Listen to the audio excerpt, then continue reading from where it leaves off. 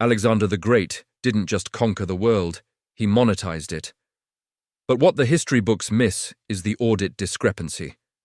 After Persepolis burned, the official inventory listed 120,000 talents of gold captured. Yet Alexander's campaigns continued to be funded as if they had limitless wealth. The math never added up. Until I found the warehouse receipt.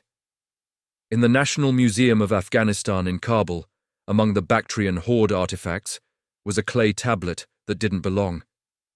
Catalogued as Hellenistic administrative fragment, it was written not in Greek, but in Imperial Aramaic, the Persian administrative language Alexander kept using, and it was a transfer order. By order of Alexander, son of Philip, king of Macedon and heir of Persia. 40,000 talents of refined gold bullion transferred from Persepolis treasury to secure storage in the Valley of Stone Elephants, to be guarded by those who know the mountain's heartbeat. The seal is the conqueror's silence. 40,000 talents. That's 1.2 million kilograms of gold. A third of Persepolis total, hidden, not stolen, strategically relocated. The Valley of Stone Elephants could only be one place, the Salt Range of modern Pakistan, where Pleistocene-era rock formations resemble herds of stone elephants. Specifically, the Kura salt mines region, known since antiquity. The hunt for Alexander, $75 billion diverted conquest gold, had begun with a filing error in a war-torn museum. Clue 1. The mountain's heartbeat. The Kura mines aren't just salt, they're a geological symphony. Underground aquifers flow through salt seams, creating natural resonances that can be heard through the rock. The mountain's heartbeat. But which of dozens of ancient mine tunnels? The clue said, guarded by those who know, not people, those. Perhaps carvings? Local legend speaks of Alexander's guard carved in a side chamber. I explored abandoned tunnels with Pakistani geologists. In a sealed-off section from the Mughal era, we found it. A relief carving of a Macedonian soldier, but with Indian features, holding a spear pointing downward. Beneath the carving, the floor was different, not salt rock, but fitted limestone. A false floor. Removing it revealed a vertical shaft descending into blackness. Not a natural formation, engineered. The air that rose was bone-dry and smelled of dust, not salt. Salt mines preserve. Perfect for gold. Clue 2. The conqueror's silence. The seal is the conqueror's silence. Alexander famously lost his voice for days after killing his friend Clytus in a drunken rage. His silence was a historical event. But how to make silence a key?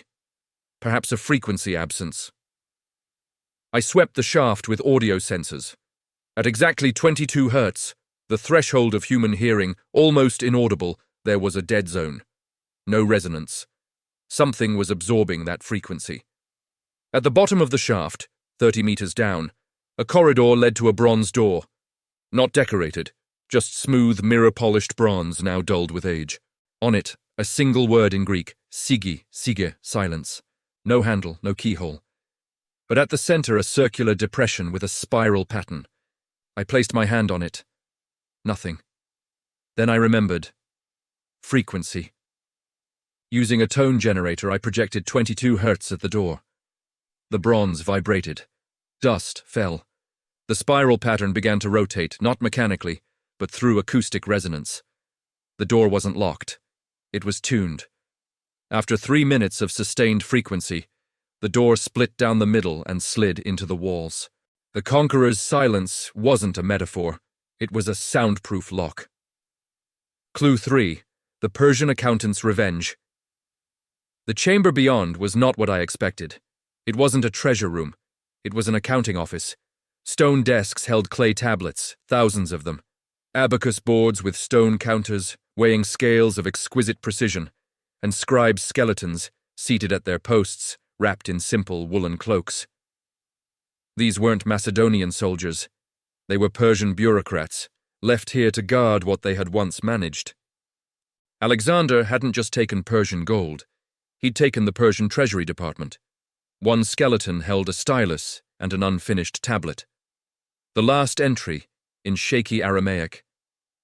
Year 6 of the foreign king's reign, The inventory is complete. 40,000 talents accounted. The mountain is sealed. We have done our duty. May Ahura Mazda forgive us for serving the conqueror. We guard the wealth of kings we never knew. They'd been left here to die. A horrifying efficiency. Permanent security through ultimate loyalty. Beyond the office was the vault. The door here was simpler, iron bars, but they weren't locked. They were welded shut by primitive thermite, a mixture of iron oxide and aluminum powder that the ancients could have made from bauxite and magnetite. Once sealed, only cutting could open it. We cut. The sparks flew in the ancient dark. Clue 4. The divided empire. The vault was a cavern, naturally formed but enlarged, and it was full, not with chests or piles, with stacks. Gold bars in uniform size, each stamped with 3 seals, the Macedonian star, the Persian Faravahar, and the Aramaic letter Aleph, for Alexander. They were arranged not randomly, but in sections. Section 1, gold from Egyptian temples, still had hieroglyphic markings underneath. Section 2, gold from Persian palaces, lion and bull motifs. Section 3, gold from Indian kingdoms, lotus flower stamps. Section 4, newly minted bars from combined sources, Alexander's vision of a unified currency. But the true revelation was at the cavern's center. A stone plinth holding a single object.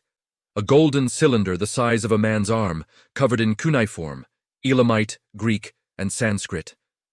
Alexander's multilingual proclamation: "This wealth is not for me.